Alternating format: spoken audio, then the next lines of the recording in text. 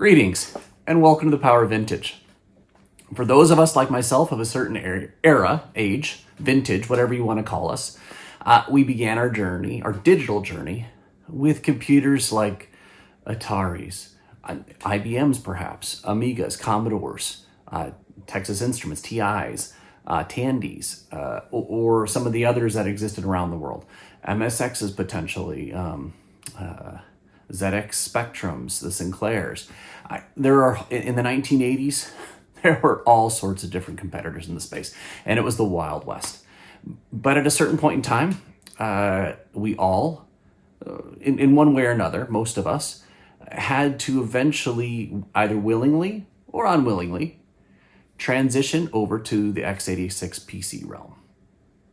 And that there's a number of reasons why some of us did it.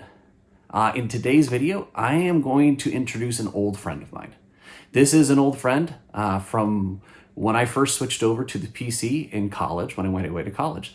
This is my Compaq Presario 7232, excuse me.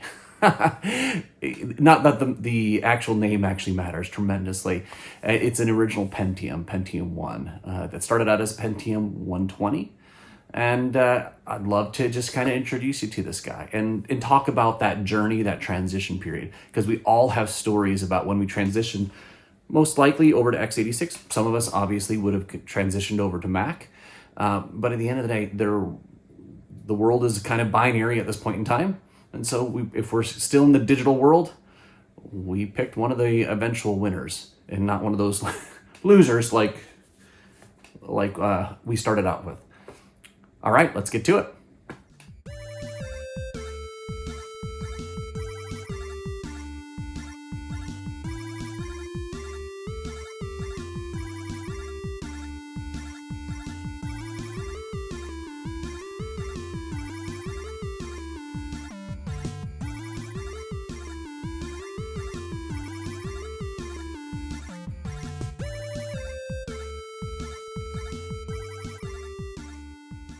Since this computer was my first x86 computer in college specifically, I actually did a fair amount of work on it. And I'll show you a few of the programs that I used while in school, studying engineering at the time.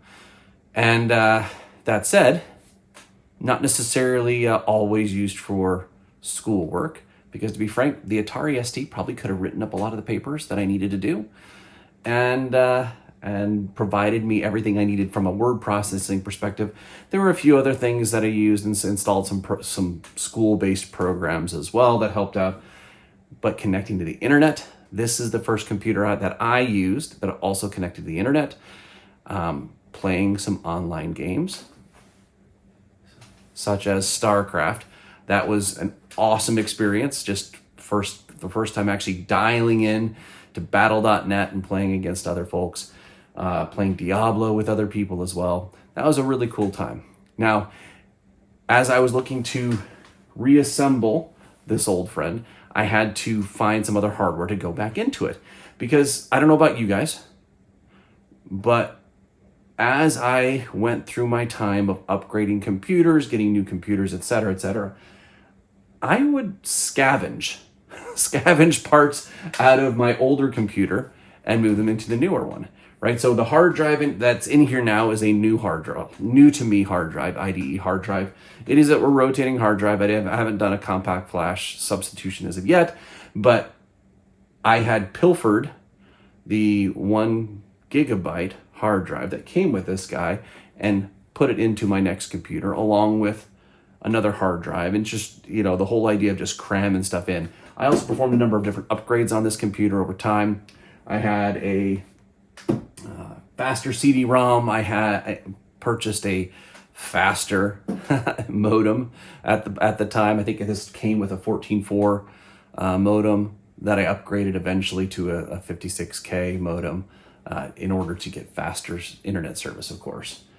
Over an internship of one summer of 1998, I actually even purchased a Voodoo 2 card, which, as I've already talked earlier, there are plenty of regrets that I have, The Voodoo 2 card, I lost the pass-through at one point in time through various different moves one night in the mid-2000s to 2010, early 2010s rather. I threw away my Voodoo 2, which is the stupidest thing in the world, right? Especially looking at the pricing for those things today. But that's it. Enough of that. Great computer. We'll talk about the audio setup here. I had some very simple speakers that came with this originally, but soon after that, I really used this a lot for music, to listen to music, just to listen to stuff out loud and whatnot. And little tinny speakers, they just weren't cutting it. So I soon afterwards picked up this desktop system that I was able to get an audio input in from my computer. Playing the games was also super cool with bigger speakers as well. So that was my audio. This is my actual audio setup, computer setup. As you can see, StarCraft played a role. All right, let's get to looking at some of the software now. Booting this guy up. Love that sound. And here we are booting up, doing the RAM count.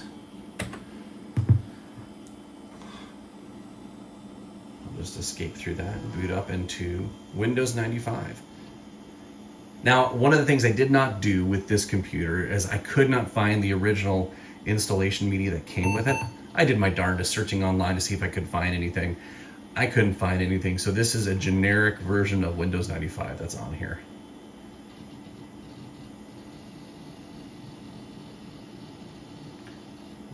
With Microsoft Internet Explorer.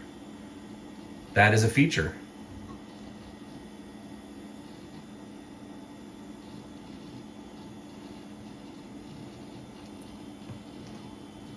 The joys of drivers with this.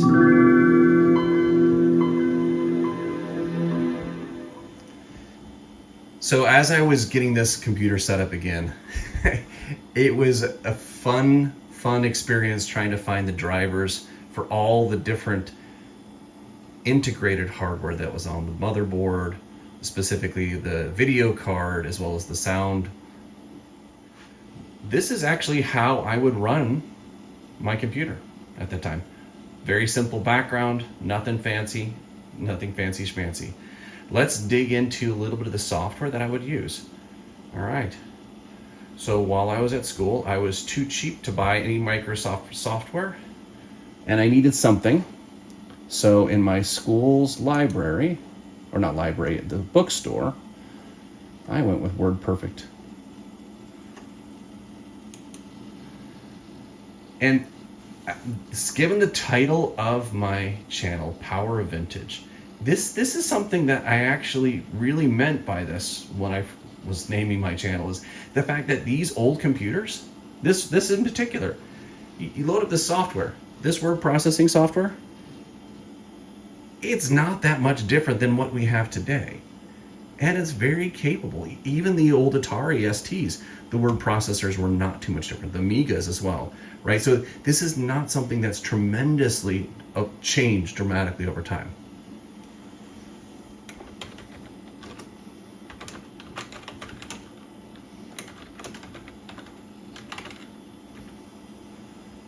Can change the fonts, can print it out. This is just fantastic. I wrote a lot of papers on this for various different classes, and so this was extremely used, right? Along with my my Canon BJ 210 printer that I had at the time, which has long since died. We will exit out. The other software I would also use within that same suite was Quattro Pro, right? So as an engineer, I did a lot of math stuff. A lot of the math homework was obviously written out, but there were some instances where I was able to use this software to do some various different calculations, functions, etc. And the cool thing, again, how different is this from Excel today? Yes, there's more add-ins, there's more features with Excel today. But the majority of what most people use Excel or a spreadsheet for, still perfectly capable. Again, Power of Vintage. This does what it needs to do, and gets me done. Was able to get me through school, or at least through my first 2 years. Did I need to upgrade the computer when I did? No, I upgraded for games. as many people probably have over time. All right, so this is Quattro Pro. Now we are going to dig into another game. Let's take a look at one of the games that I absolutely loved. I'm a Civilization fan, and so Master of Orion 2, I didn't play Master of Orion 1, I played Master of Orion 2. This came out around this time. Absolutely love this guy. This is Alpha Niner calling Science Station Hermes. Alpha Niner. This is one of the first video intro sequences that I can recall. That's Roger, Alpha Niner. You are cleared for landing. Switch to station control. Switching to station control, seat and line.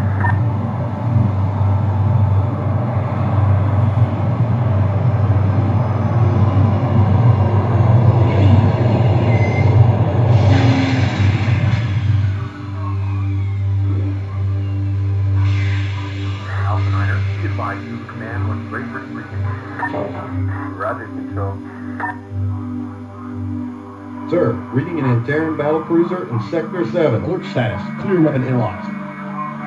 Alert Zulu Command to our situation.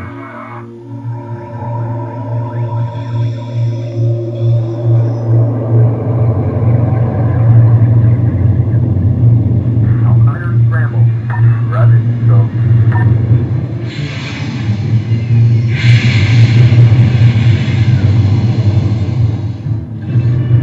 Moving into attack position. Beginning my run now.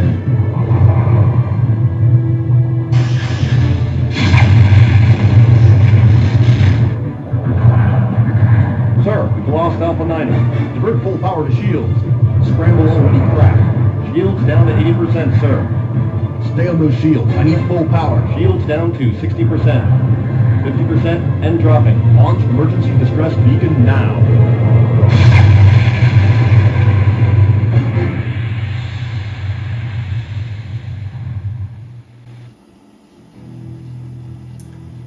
So I wanted to share this just because this is the way I experienced these games back then. I love this. Again, part of the whole idea of collecting these old computers, or actually the vast majority of it, is really the nostalgia associated with it.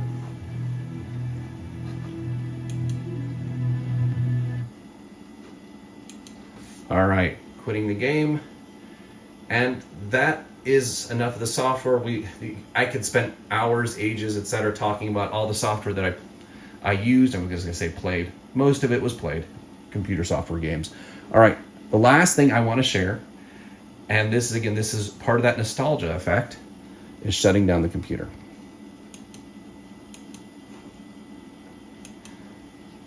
I was so used to my previous computers where you actually had to do, you just flipped it off. You just switched it off when you were done. Now, it is now safe to turn off your computer. I love that. None of this auto switch off business that we have today. And you push the button.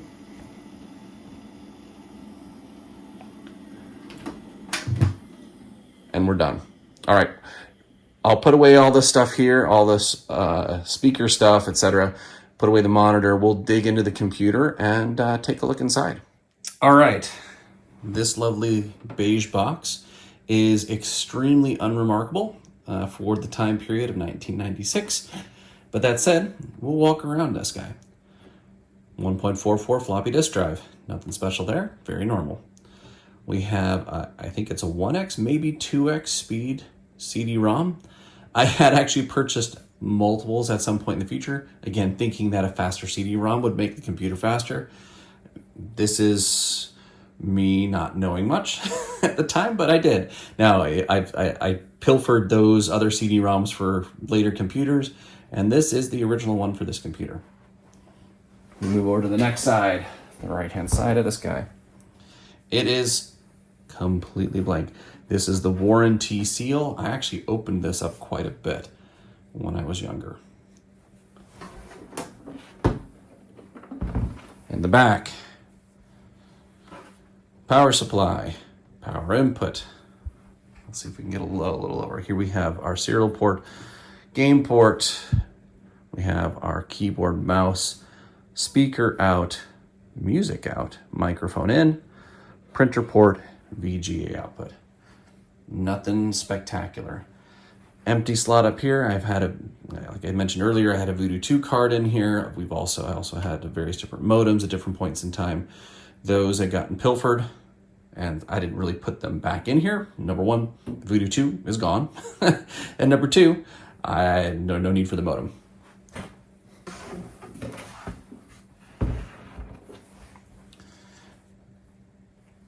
Ventilation holes. Simple as that. Again, nothing tremendously special.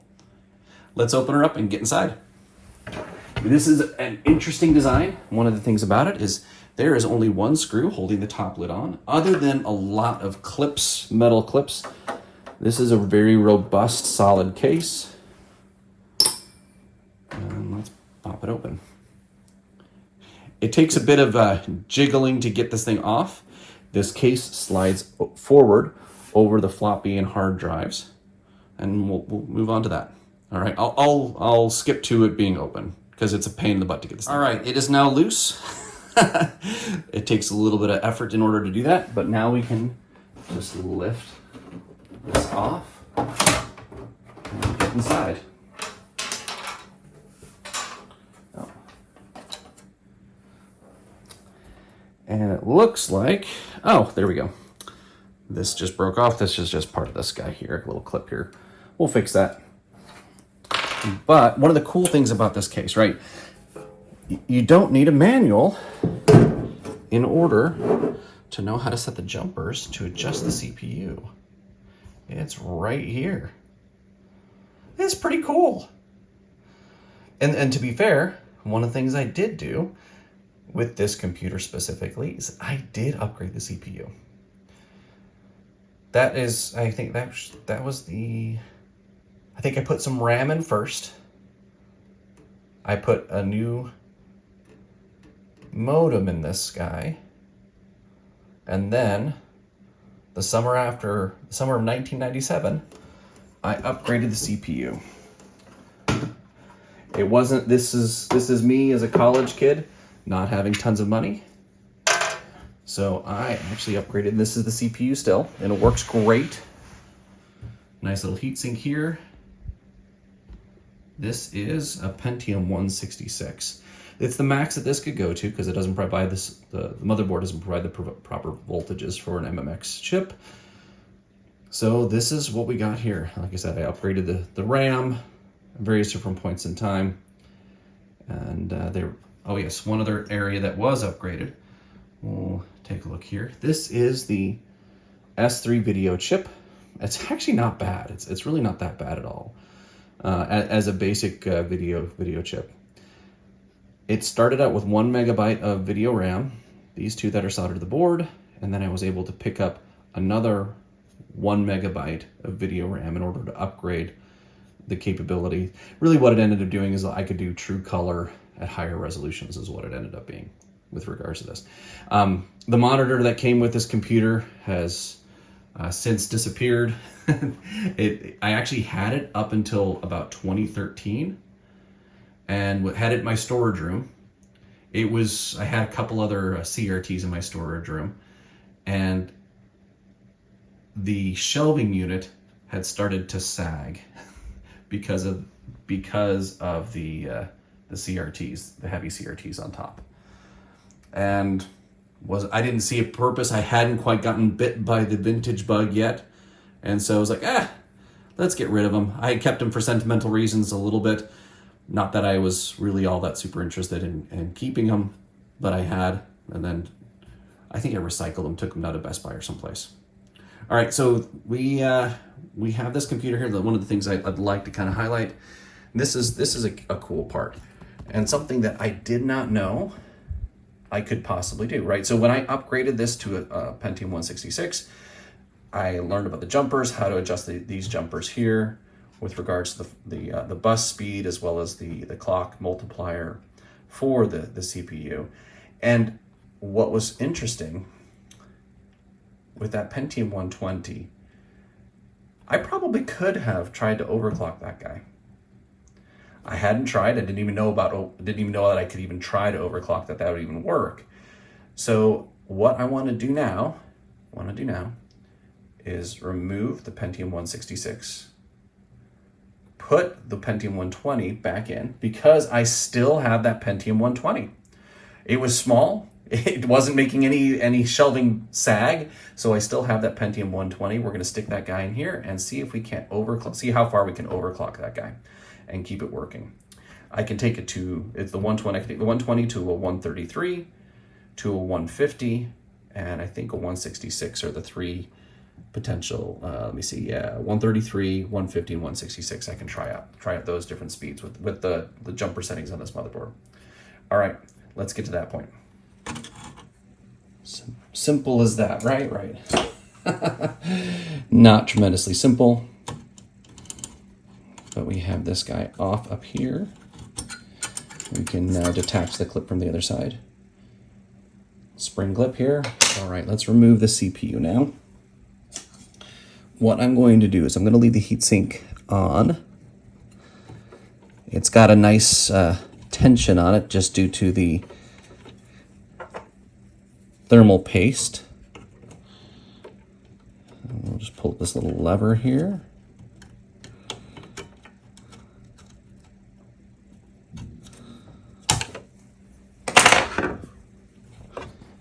Would it be easier to remove the heatsink? I don't know. There we go. And the CPU comes out as such, and we will slide him off now.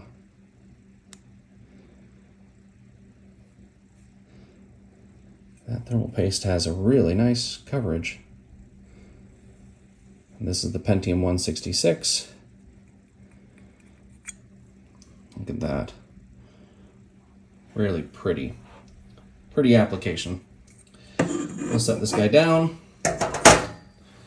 We'll take the original CPU.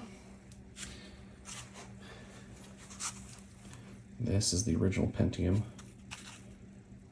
120. And we will place him in there. All right, let's see. Got this guy here, that's there. Little angled sides. So it lines up like this.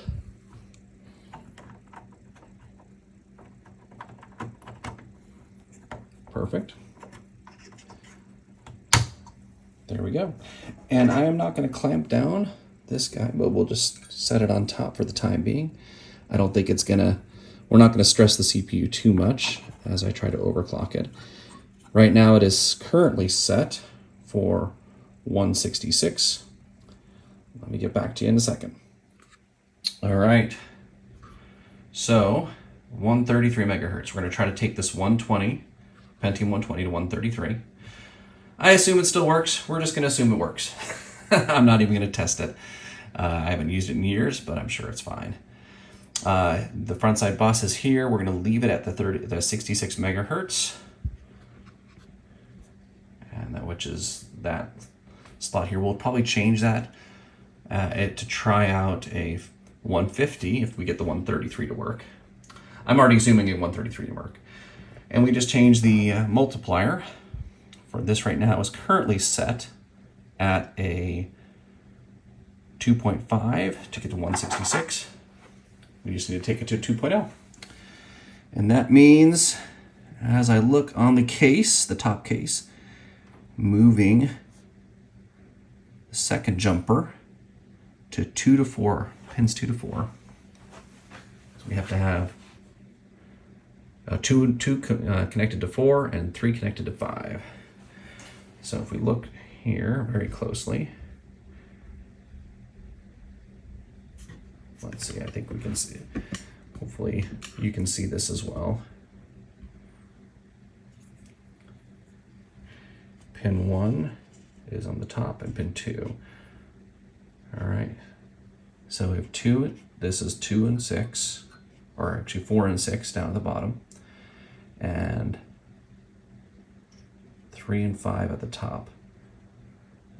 4, 6, 3, 5, we need to go from the 4.6 to the 2.4, which means we need to move this one here.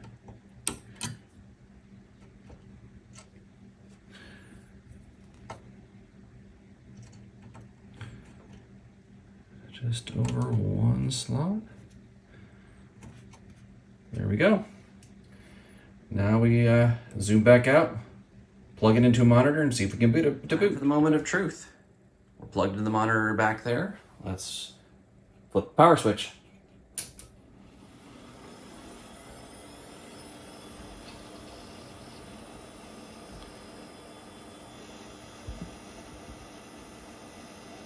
Do we get the Compaq? We got to get the Compaq. We are at 133.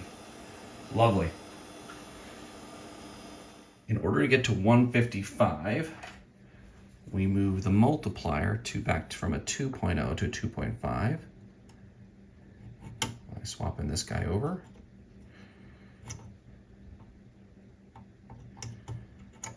And then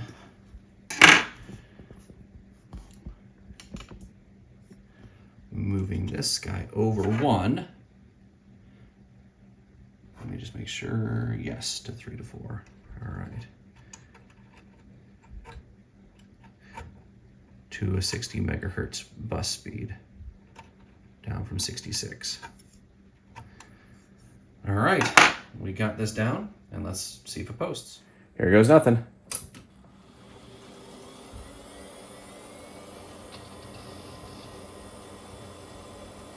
Sounds like it's working. Let's see. Cross your fingers.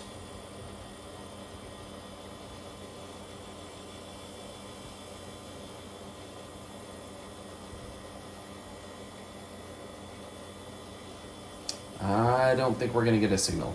It doesn't look like it's working.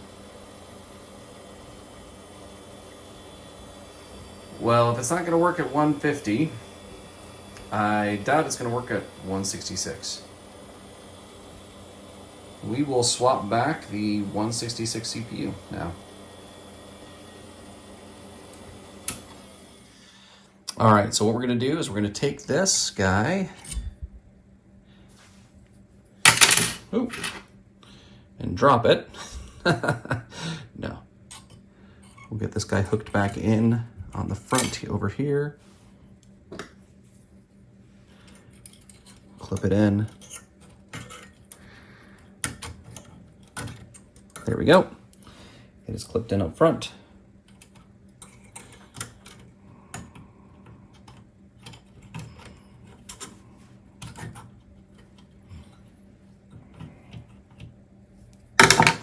Of course, hopefully I don't damage anything too much.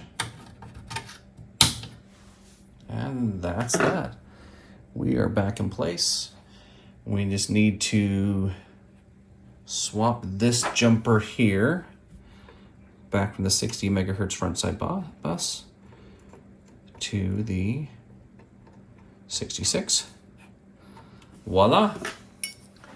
And we are now going to hit go, make sure that the 166 works properly again.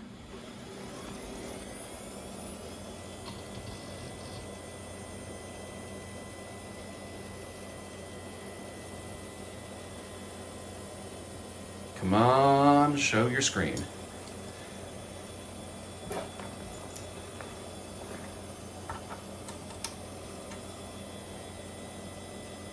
There we go. Good to go.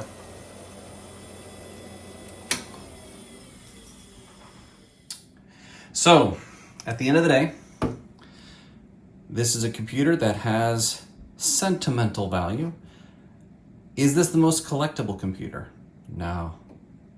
There are plenty of others that are much more iconic from this period.